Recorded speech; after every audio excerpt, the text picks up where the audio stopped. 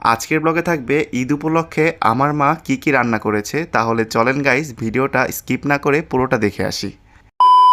Hey guys, welcome my Facebook blog. কেমন আছেন সবাই? আশা করি ভালো আছেন। আজকে ঈদের দিন, সবাইকে ঈদ মোবারক, ঈদের অনেক অনেক শুভেচ্ছা জানাচ্ছি। আর গাইস, আজকের বৃষ্টিতে দেখেন আমাদের বাড়িতে পুরো বন্যা হয়ে গিয়েছে, পুরো পানিতে থই থই করছে। ধর্ম যার যার, উৎসব সবার, তাই না? তো গাইস, ঈদ উপলক্ষে আমার মা আজকে অনেক কিছু রান্না করেছে।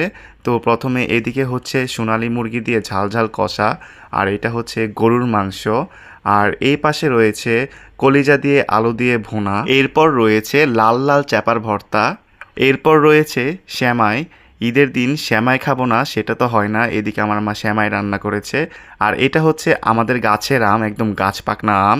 এরপর ছিল লেবু, আর এটা হচ্ছে পটলের দোরমা। তো গাইস, এই ছিল আজকে আমাদের ঈদ আয়োজন। এই তো সবকিছু রেডি করা হয়েছে। এই তো আমার মা। মা, সবাইকে ঈদ মুবারক জানাই দাও। ঈদ মুবারক। ঈদ মুবারক। তাহলে চলেন খাওয়া দাওয়া শুরু করা যাক। প্রথমে চাপা ভর্তাটা শুরু করি। এটা চামচ কই?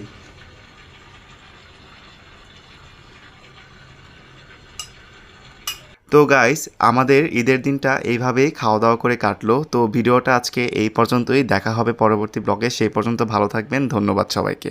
আর হ্যাঁ, সবাইকে আবারও ঈদ মুবারক।